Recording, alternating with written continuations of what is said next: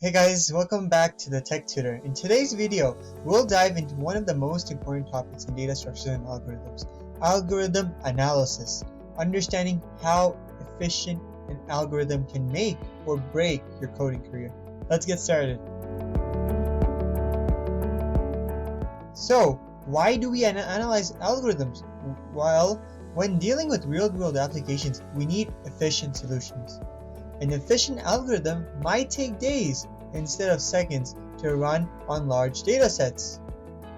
Okay, so coming to slide 3, to understand efficiency, we look at how the number of operations grows with input size. Searching 10 numbers manually is easy, but what if we have a million numbers? In that case, we need to figure out what we can do to make it more efficient. Right? So we use something known as asymptotic notation to classify algorithms. Okay? And so the big O, big gamma, and big theta help us express efficiency without needing to worry about hardware or coding languages. Now, let's take a closer look at big O notation. It describes the upper bound or worst case performance, basically. Common examples equal O of 1 for constant time, O of n for linear time, and O of n squared for quadratic time. So let's have a look at a graph over here. In this slide, let me go on to this slide. So let's move forward.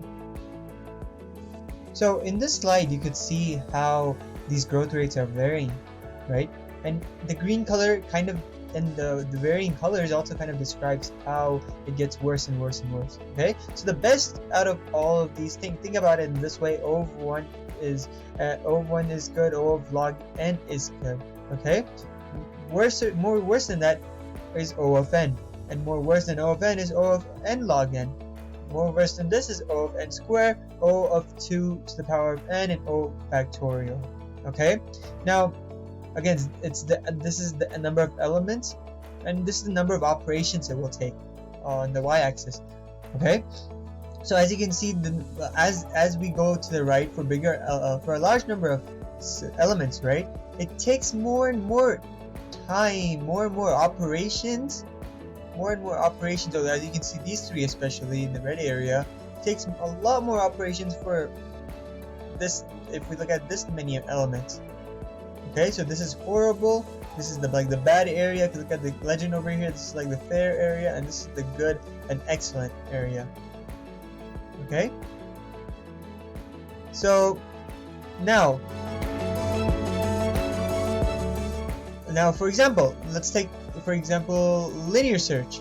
Linear search is O of n, right? Linear search is O of n because we might check every element, while binary search is O of L log n, since it divides the search space in half each time. This makes binary search much more efficient for large inputs. Okay, so O of log n is a better time complexity than O of n, something that we need to understand over here.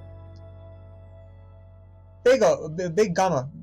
Big gamma notation versus the lower bound notation. Big gamma represents the best case scenario, while big theta gives us a tight bound. If an algorithm is both O of f of n and gamma of f of n, we call it theta of f of n, meaning it grows at that exact rate. And so again, this is big theta, which is the tight bound. Okay. Now, coming to summarize what we have learned in this, big O is the worst case, big gamma is the best case, and big theta is tight bound. So think about it like the average case. Okay? In the next section, we'll apply these concepts in real-world analysis. So stay tuned for more. Thank you. And if you did like, please share, subscribe, and leave down a comment if you have any questions on this. Thank you so much.